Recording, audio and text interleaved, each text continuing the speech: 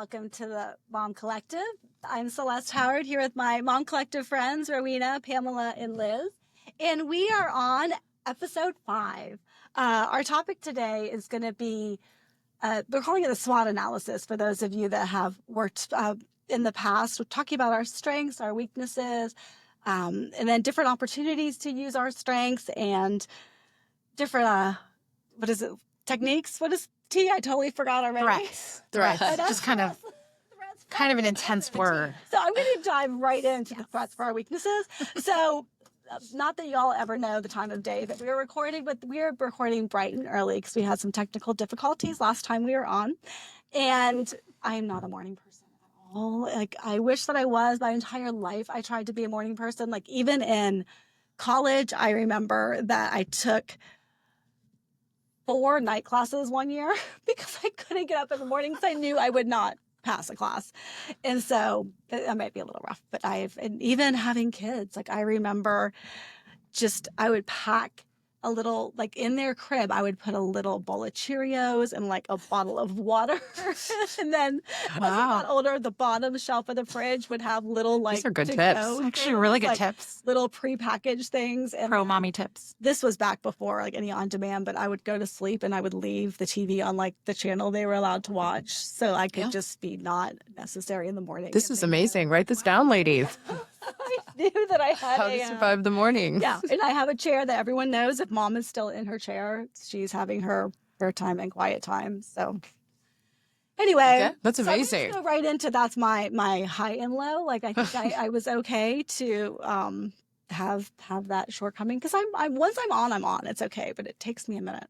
That's amazing because I feel like ever since having kids, I feel like my best times, the times that I'm most creative and maybe most inspired, is at like 5 o'clock in the morning when the house and I admire that dark, the house is still, and I can take my prayer journal out, and I can can't do like a whole rosary, but maybe just do like an Our Father, Hail Mary, Glory be, and I like my best ideas come alive when the house is totally still. I love how different everybody is because I've had to get up at 4:30 or 5 for like if my husband likes to fly early to places. I was gonna say for travel, Oh, probably the worst, the airport in the morning. That is a nightmare. Actually, like if I have to get up at 4:30 to get to the airport, I am angry when I reach get to my destination. Like it doesn't matter. Like that day, you're so white. I want to go to bed. I just want to go to bed. I don't care if it's 8 at night, and then I will just start again tomorrow. This is all so affirming. I love this. I'm also not a morning person except for right now because I'm actually pregnant.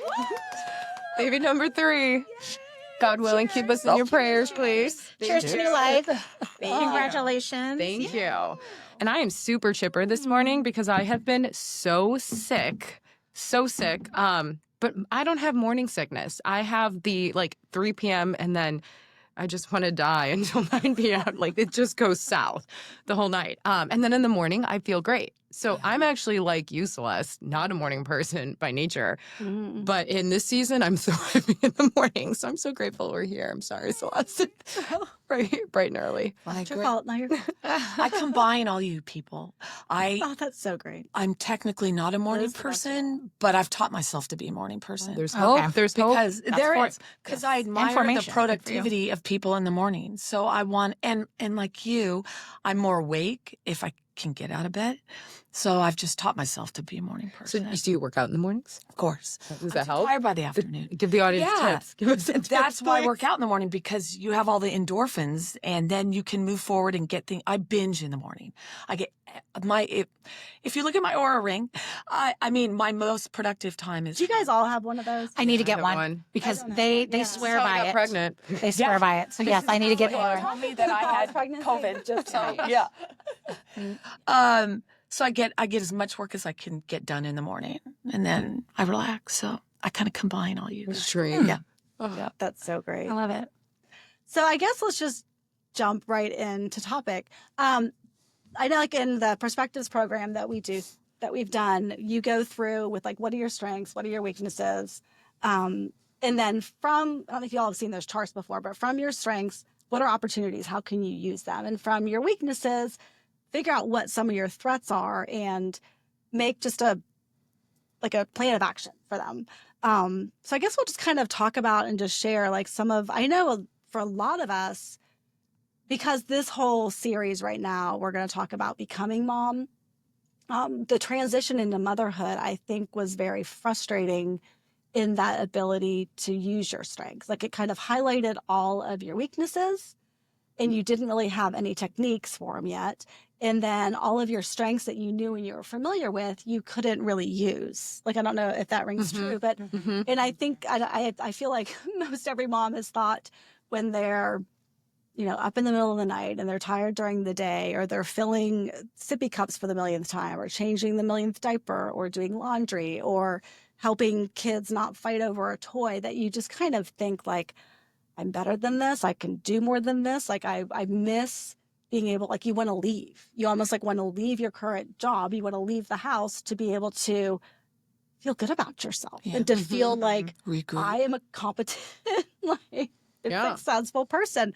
And so I think I just want us to talk about, like, how can you sort of transform your strengths into your current sphere of influence in your current world. So, for example, I know it was really hard for me that I was, Bless you. Thank you. I was home with like just kids that weren't talking. I love teaching. I love trying to help relationships and things like that. And my kids were little. And I just remember watching the clock go by, like using up all of my tricks and all of my activities and things I could think of for the day, and it would be like 10:30. I know this so well. Like really? Page out of my diary. Like, Were you honey, passing can you me? please come home Was this for slow lunch? torture? Like, yes. And that's a phase. Then you're going to hit the warp speed phase. And then things will slow down again. But like, there's not a way to force. Like, I remember thinking early on, not only this is going to be a long road of motherhood because I don't like being pregnant. I am not a natural with babies. And then I can't talk to these kids when they're toddlers really in a way they understand, and liking to organize events and activities and things like that. Like, I just need to wait 10 years, and like, that's a long road. jail sentence. Those are actually my thoughts when my son was born. Is I can't wait for you to grow up a little bit. I can't wait. It's sad because I kind of looking back, miss, but I was like, I just need you to get out of the stage. Yeah. For the reasons you said. And that's where I think the challenge is just to look a little wider. Like, I couldn't organize necessarily a 6-month-old activities and have a deep, meaningful conversation with him about the meaning of life. But that's the point at which, because I was struggling so much for fellowship, and I think we talked about this in previous episodes, like, what do you do when you want a mommy tribe or like need people around or things like that?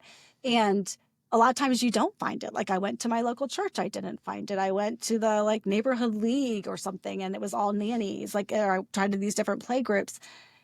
And y'all, like, build it, they will come. Like, everybody, what the things that you want, it's on the heart of at least half the people out there, and that's another thing we're trying to talk about is your struggle you're not the only one in the struggle. You're not the only one in the desire. Like, those are put on your heart by the Lord, and for different temperaments. So at that point, I remember probably 2 years in and just thinking, I really desire fellowship. I desire that conversation. I wasn't finding it. And so I just started a prayer group, and we've talked about this before, and it's been going on for 25 years. And I just basically said, I'm getting donuts Saturday morning, people come over, and it's evolved and it's changed. But like, I think you have to just be creative with it, with the space. Like, have y'all done that at all? Like, what are some things that you might think, oh, I was so good at this? Like, I know, Rowena, you worked for a while in. I did. Yeah, I worked. So yeah, public relations and marketing is kind of my bread and butter coming out of college and early into marriage. About 3 years into marriage, I decided to resign from corporate America to be a stay-at-home wife and mom. I wasn't pregnant at the time, but we were hoping that transition out of corporate life would, the Lord would have it, and I would become pregnant. So life happens, miracles happen. We had our first child, and just like you, like, was at home with this baby, not able to have profound conversations, the meaning of life, or my faith, all this kind of stuff. So, it actually wasn't when I had my first two sons who were 17 months apart. I would say like the darkest parts of motherhood was not being able to relate to these babies. And because of the work that I had done previously in corporate America, PR work actually came to me. And I was so desperate to take these strengths, these abilities, this professional network I've amassed from being in corporate communications for just, 3 years.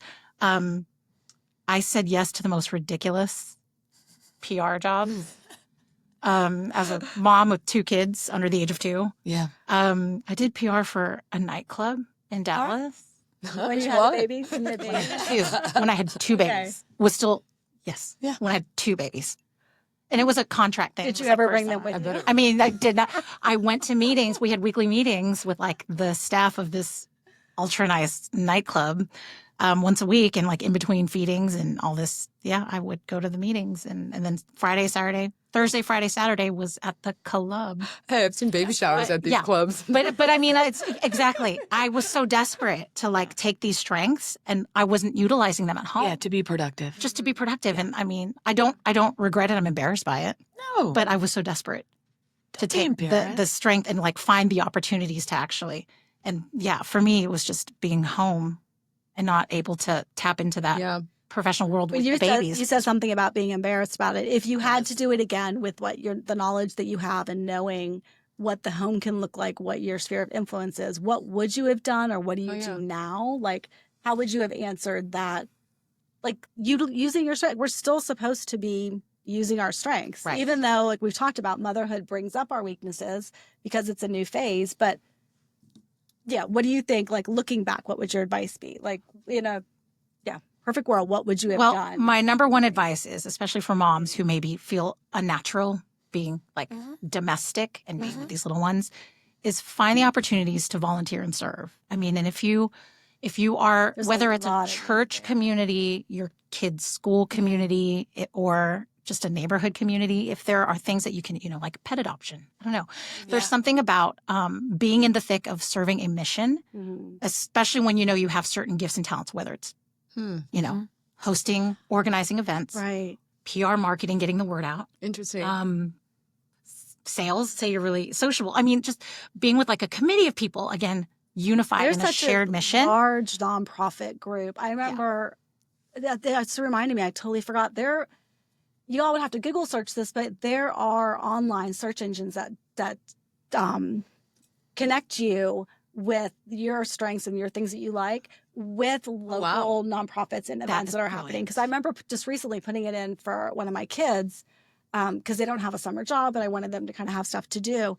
And coming across that website again, where it was like, you could hand out water at the Dallas 5K. You could, like just different That's exactly things, what I'm talking about. Work at the library, or you could work at the zoo. I have people that started being like, not candy stripers, they don't call them that anymore. Right, but just like helping in the hospital to sit with a patient. Yeah. Yes. Yeah. Well, I mean, basically where you are in your life, in early motherhood, with 2 kids, and you're really craving that adult interaction or just anything outside. I look at whatever mission or whatever church or whatever kind of way that you can like serve something greater, but still use those gifts and talents, and kind of serve as an outlet for you. Yeah. My best advice. That's interesting. So mine was sales. I used to do sales for about 10 years until I stayed at home. And I was similar. We had gone through fertility stuff, and I was super stressed out. So I actually jumped to nonprofit for like a year. Oh. And then that was arguably more stressful. So then I cut back on that. Nonprofit's hard. And at that point, I was trying like hormones, and it was just a whole mess. So I ended up quitting, was at home 6 months. Then we finally got pregnant with my son, Stanton. But that was like the hardest transition of my life, because here I am, an athlete my whole life. I loved sales after that because it was like competitive. So I have a very competitive nature. I'm weird. I remember I know there's a million of these like strength finders and all of that type of things. Yeah. And I remember we had hired, my company had hired a guy, and we did one with me. And I remember he was like, you are so unique because you are ultra competitive, but you're also very empathic. So he was like, this is a good sales. Yeah. And I'll always, I've done those, through college and everything all the time, but that one just stuck out because it was like that moment you have where you're like, I think God's speaking through someone about what my gifts and talents are. So that's really hard because how do you channel competitiveness and achievement to this baby? This baby. There's not, you're alone. spitting There's up no, and pooping all I over gotta you. compete with a 1-month-old. I know. There's no like outlet for that. And so what I started to do now looking back is I started pouring my identity almost into that. Like, how good are my kids gonna be? Because that's gonna represent me. It's like now looking back, almost like an idolization, which I think a lot of us can fall into that trap. Yeah. Because now I'm like, my identity is how good my kid is, and turns out. And so I became almost like over perfectionist, which would happen in other areas, but it worked. Because in sports, if you're a perfectionist, that's good. In sales, you're prepared, like that's good. Here, But in motherhood, you go crazy. a much different situation. And I you're never think going to win that game. Yeah, and there's a relationship. No, you're not. No. And it's not because it's not just a skill; it's a relationship. And I think you can't form a good relationship with your kids or with yourself as their identity as a mom if it's a list of things to accomplish or tasks or things to do better, stronger. Yes. Yeah. So that was, and still is a struggle for me. And I'm sure so many moms who are probably listening or will listen And I completely knew in feel my the heart, same. this is what I want to do. Because, like, I toy and go back and forth. But so something you kind of shed light on recently, I've been listening. I heard a phenomenal podcast, and it brought to my attention that this role of like where mom just is only with kids is actually modern. Because back in the day, businesses and the whole thing was a family unit. Like dad had a trade. This is what was going on for thousands of years. And I think like this was, I don't know, for me, it was fascinating.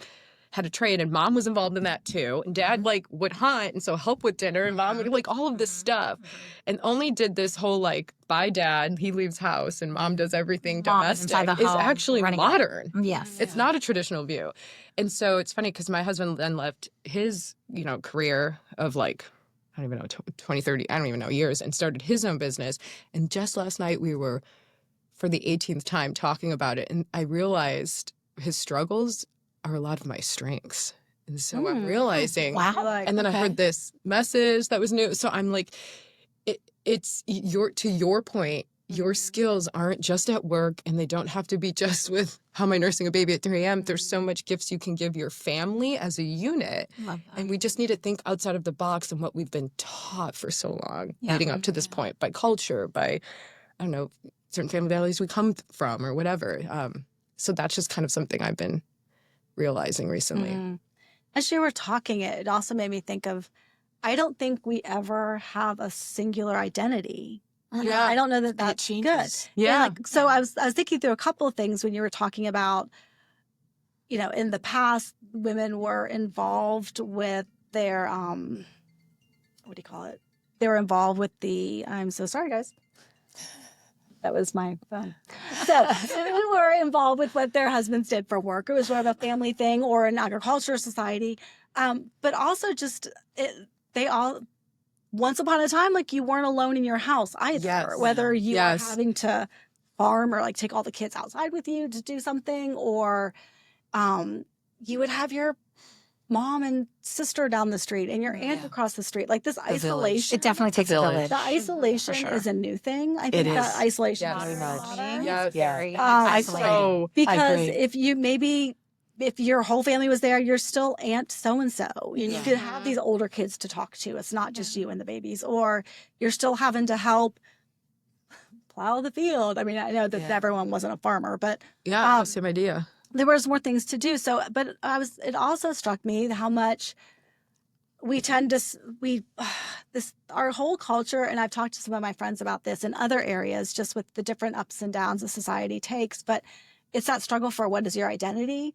And I think that some of the struggle of, coming into motherhood is my identity was a salesperson. It was a student. You have a label. Really good. Always a label. It's corporate of thing. what you did, But then, how you performed, I don't know that it's fair to say my only identity is a mom.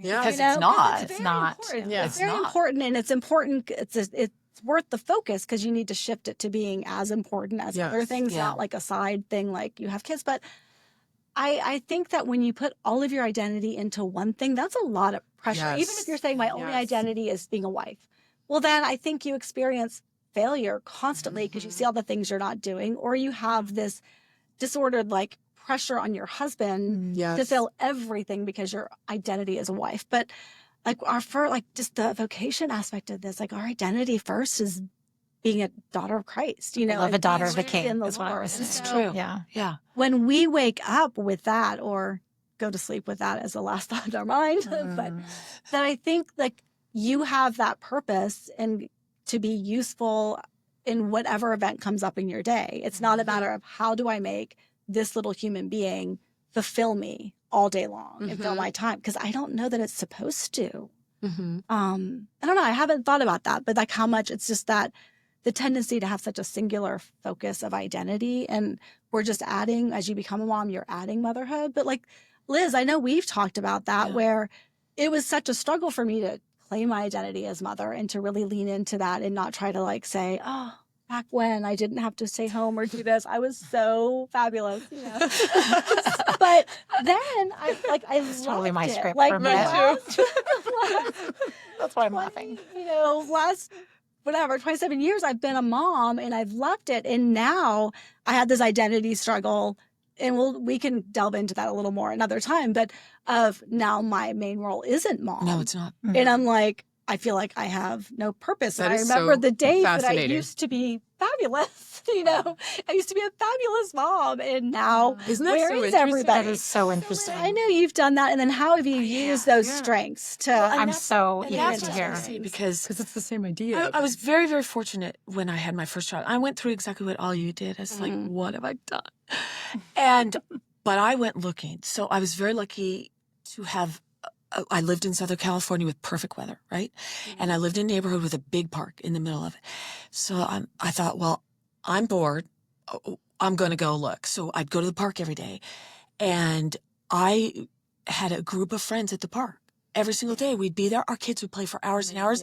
And then that translated into we'd go over to each other's houses. The kids would swim. They'd play.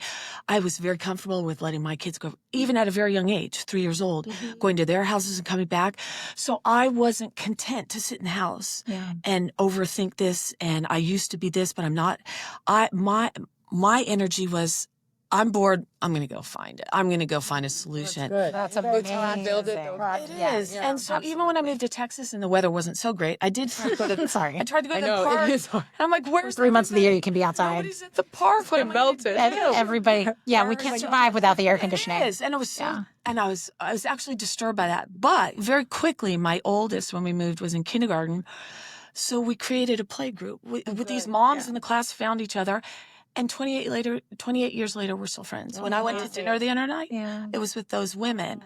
And we've stayed friends the whole time. And again, it translated immediately into then our kids would go to each other's houses and swim and play. And so I wasn't content to just sit at home and say, woe's me. I'm going to go find a solution to this.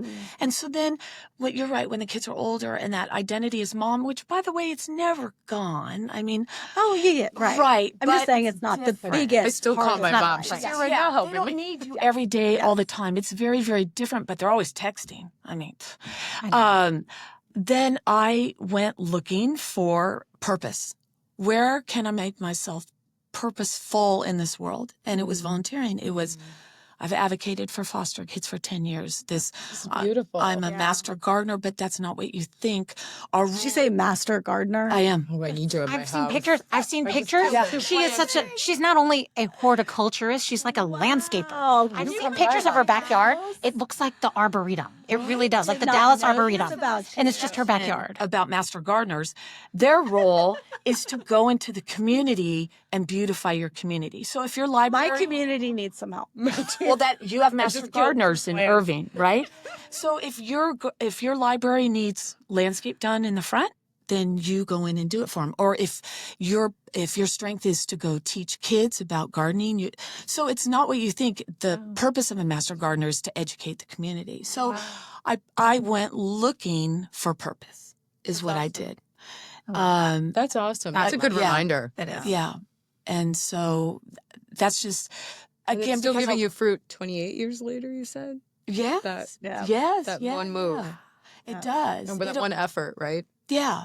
And then I had time now. I did it when the kids were young to be more engaged in the church. I have time now to volunteer for the church. I have time to do whatever anybody asks me to do. Mm-hmm. And I love it. I actually really, really love it. It's beautiful. So, And to your point, I mean, I know, so Liz and I see each other a lot We at the do. church. We all go to the same church, and we see Yeah. a lot of each other because we're both serving and giving, Yeah. offering of our time for the Lord, of course. Yeah. But it's been a few years since I've even been in corporate America. My oldest son is 14 now. It's been just 15 years since I was in corporate Yeah. America. But anything I do outside of the home really is to serve a mission, build the church. Correct. And I've never been more in demand than I am. Wow. I Never have been more in demand. Yeah. Whether it's something paid or something voluntary, like as a missionary staff person. So your purpose was like magnified Yeah. when you Magnified. gave it back to the Lord. Literally to where I'm like, okay, Lord, I hear you, I see you, like literally every minute of my day is and there's so much reward and fulfillment and like just like abundant joy knowing that I'm being like fully utilized and what these unique gifts and talents, passion that the Lord gave me are being used and shared, not for my gain, but for a much greater purpose. Yeah. And I feel like I'm saying like this is such a slogan for anyone, for a God-fearing Christian woman. But it's actually like it's my greatest dream and ambition, like fully realized right now Wow. as a Wow. working mom of 4 Wow. boys. And motherhood kind of led you there, right? Motherhood Because you left your other career completely for led me motherhood, there. and then And for the longest time, for first 3 years of working at this amazing corporate job. Well, I was in corporate America for 5 years, working at this in the professional sports and entertainment industry for 3, and was like, at first, not wanting this, not wanting the stay-at-home mommy life, not wanting to pump kids out and Yeah.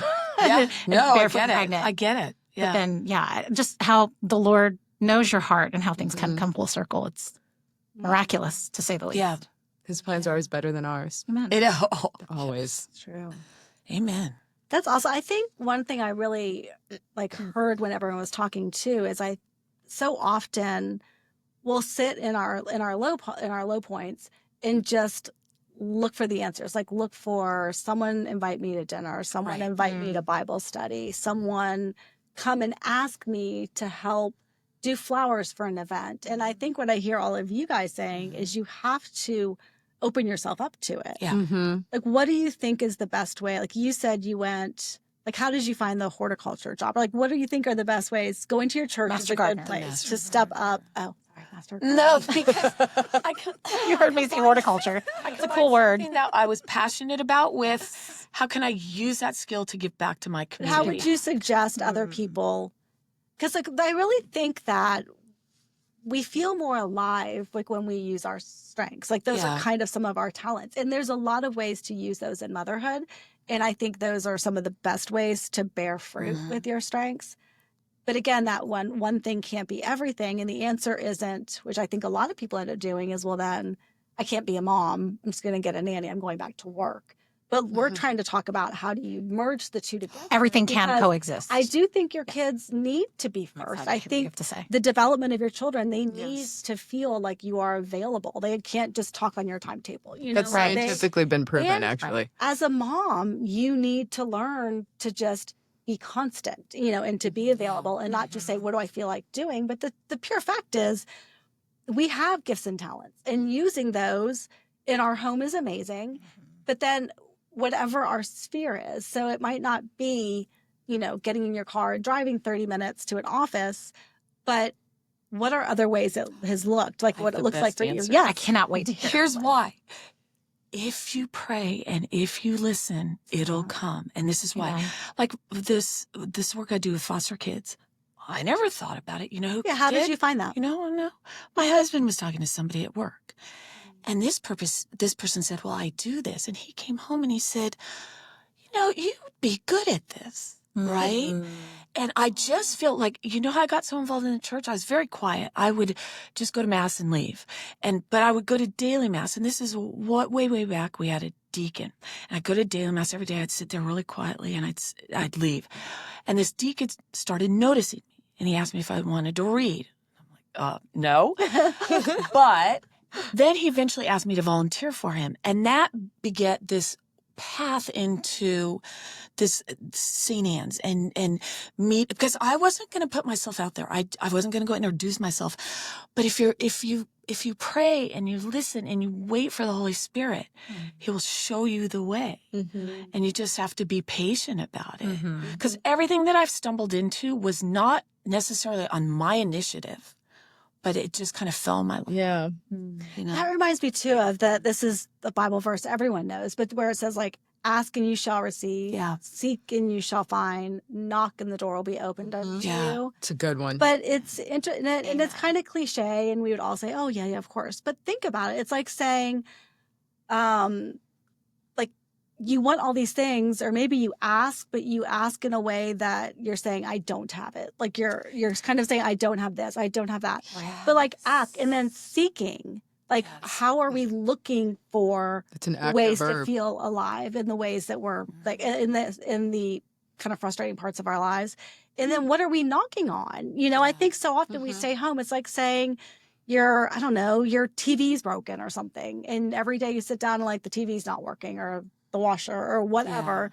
But you're not asking someone to fix it. You're not seeking, you're not going online, you're not going to the store to shop for a new TV or whatever, and you're not knocking on any doors or opening anything. You're just every day saying, my TV doesn't work, I wish it worked. Like that's not a way to fix it. And I think without realizing, we get into these victim mentalities. Oh, yes. That like everyone, like other people are busy, or, oh, life was better here, or even if it's, you're really busy. Maybe it's not that you're bored. Maybe it's that things are super crazy and you can't catch a break. And then just expecting it to organically happen somehow, like just to come and fall on your lap, like this answer, without asking the Lord what to do, without seeking, which means like, how are we going out to our community, the world around us, even deeper into our family unit, like to see what we could do.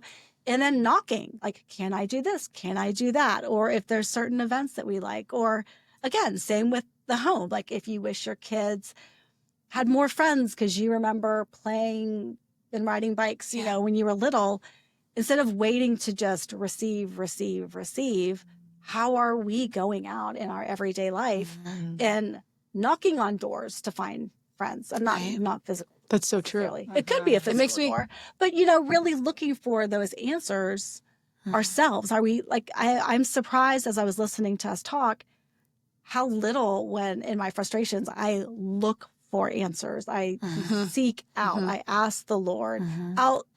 I will lean on the Lord that I'm having a hard time. So I feel like in that, I feel like I'm including Him, but I'm kind of realizing I don't know that I always ask and listen for His response. Seek something. Active verb. And knock. Like those are so active. Like you can't just expect It a makes pizza to show up at your front door if you never called for it. Right. It makes me think of, y'all remember growing up, maybe it was just me in the Midwest, there was always that joke of like, a man was in a flood and like rescuers came and he's like, nah, I'm okay. God's going to save me.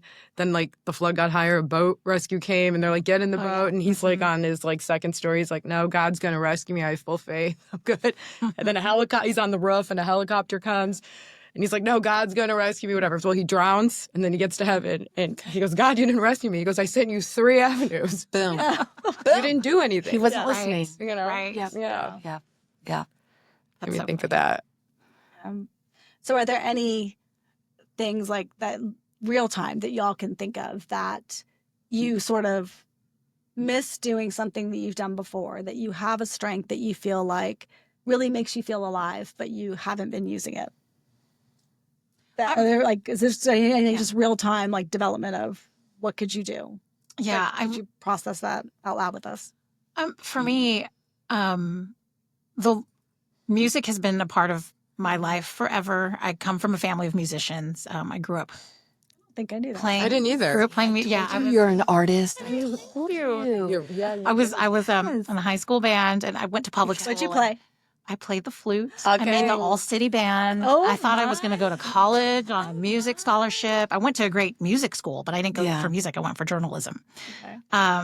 But yeah, music is just not something I've really been able to touch ever since becoming a mom, because music is something like if you don't use it, you lose it kind of thing, That or is maybe at the level that I It's Right. true. want to be at.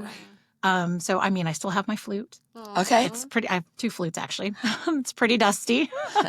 But after having each child, especially during the newborn days when I'm really just at home and I'm Yeah. breastfeeding and just trying to, Survive. keep head above water, I played my flute. Did For you? right before and after every delivery, Oh, I love I that. would play the flute. I'm definitely not like the concert That's a flautist that I once was, blessing. but It's a good it's just memory. something I don't ever want to Lose. lose. But I hope one day, It's a I hope, memory for your kids. yes, and I hope that they look to music one day too. But it's not something I get to dabble in really much anymore. It's just it's for me, for my kids. It's at home, and it's great. I'm okay with that. I don't know if I answered your question. No, But yeah, that was on my heart.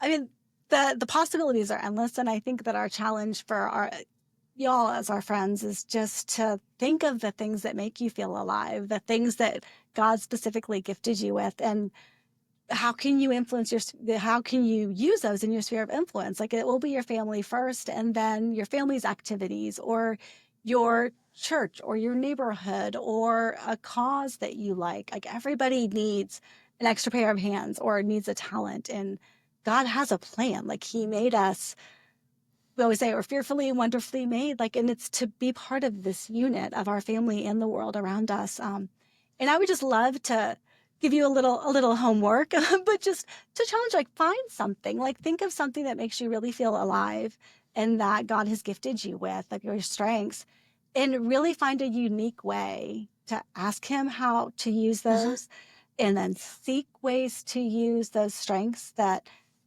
make you come alive, and knock on doors, like, try to email, reach out to things, call places, gather people, host something, offer talents for, do a newsletter. I don't know. Like, there's so many. We're all made to work together. Like, we're a huge community of moms, of people, and people could use your strengths out there more than you know. Amen. And your family could use your strengths. It's not just doing the daily grind. That I think you could really be a blessing to your family as well, doing something that's uniquely you and adding that to the day. So I think we're gonna probably just end here with our SWOT analysis, with our strengths and opportunities. And next time, like, you have to come back and we'll talk about our weaknesses, which are Which we all have. yes, Right. Yeah. Right. and then our threats and what we try to do with those situations. So thank you so much. We know how truly busy you all are. I mean, we're living it too. So thank you. Let us come to you. Let us come to you on your busy day. And for those of you who follow here on YouTube, continue to follow, like, subscribe. We're on Spotify as well. Or you can find us on Instagram, Facebook, or at themomcollective.org. And if you've enjoyed the show or what we have to say, please feel free to share it with your friends and anybody you know who might be interested.